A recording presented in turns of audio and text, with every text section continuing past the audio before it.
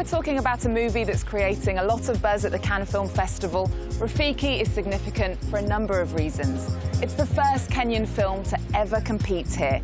It's a same-sex romance, a rare subject in African art because intolerance for homosexuality is strong on the continent. And just weeks before it was due to premiere, it was banned in its home country. Let's go meet the director, Wanuri Kahiu.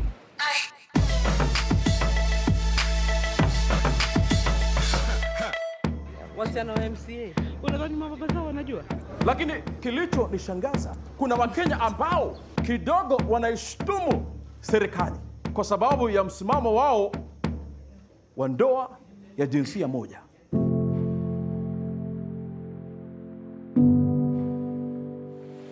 Wanuri, congratulations on your film. Thank you. It's such an honor to be here. You've made history because you're the first Kenyan director to compete at the Cannes Film Festival. But it is bittersweet because the film has been banned at home. And there are two other directors who haven't been able to come to the festival. They've been prevented by their home countries, Jafar Panahi and Kirill Serebrennikov. Are you taking a risk by being here? I don't think I'm taking a risk because what we really wanted to do was to celebrate the film, and this is the best place to celebrate the film.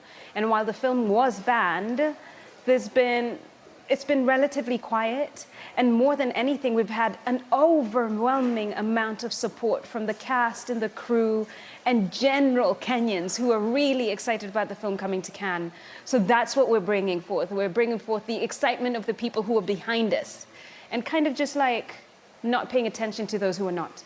Can you explain a bit about why it's been banned, people watching? So the Kenya Film Classification Board restricted the film, meaning that we are not allowed to distribute, exhibit, broadcast, or possess the film in Kenya, within the Republic of Kenya. And they said that they did that because they feel that it promotes homosexuality.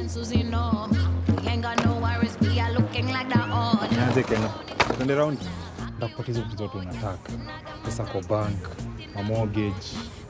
Nadhani hizo ndio vitu mimi udai tu. Hizo ndio vitu kila mtu hutaka tena. Doesn't she just look like a proper woman? Look at you. You're nothing. So do you face consequences at home for making a film about homosexuality? There have been threats of arrest. But we'll see what happens because we truly believe that we have a strong constitution that allows us the freedom of expression.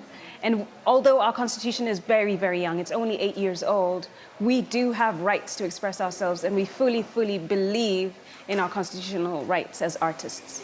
Rafiki is based on the award-winning short story Jambolatry. It sees two lovers beaten by their community, which turns against them.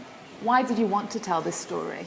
I really wanted to tell a love story first and foremost. There are not enough love stories coming out of Africa.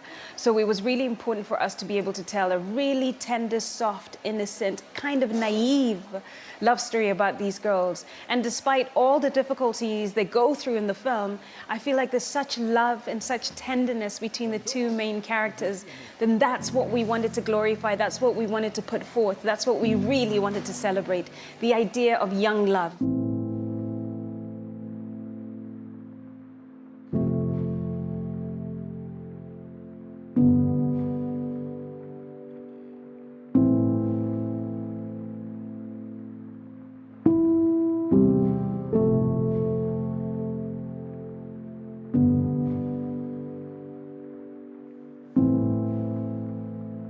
Just a typical Kenyan girl. And the authorities, I don't want to give the ending away, but the authorities in Kenya wanted you to change the ending to make the characters more remorseful. Yeah.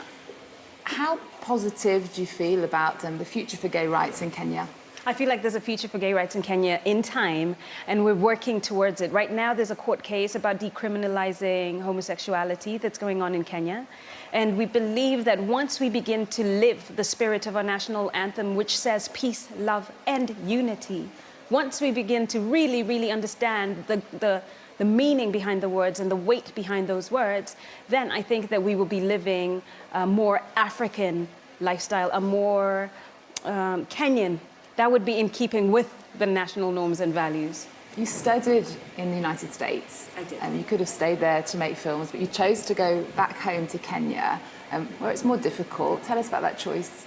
I'm inspired by my country. I'm inspired by the people at home. I'm inspired by the places, the smells, the sounds, the tastes of Kenya, and actually of Africa, really.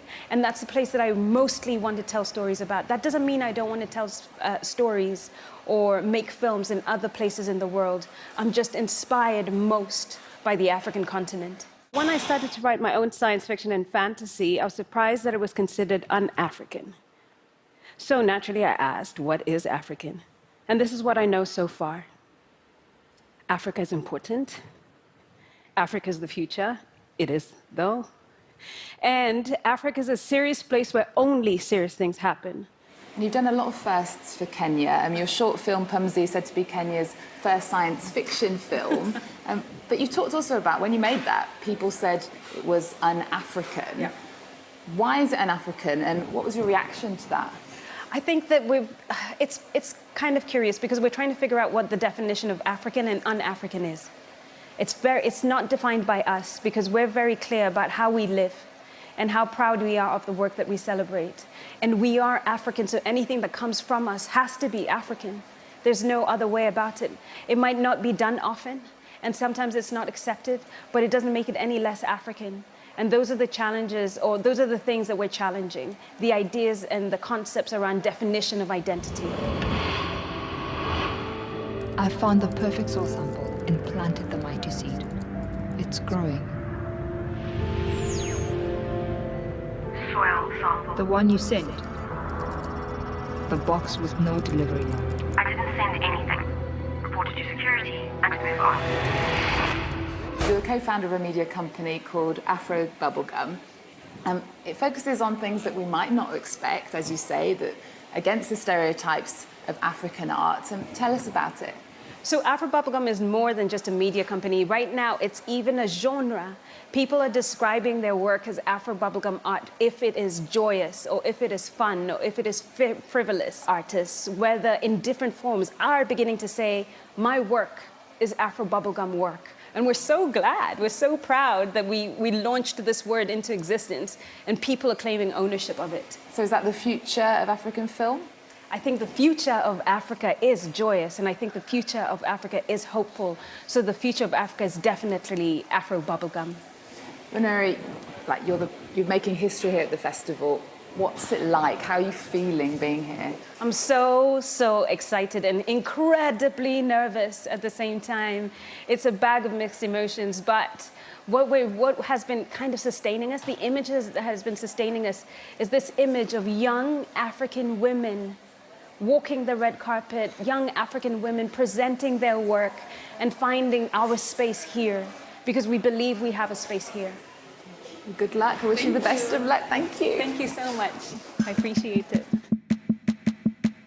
At the corner, me and Susie know we ain't got no worries. We are looking like that.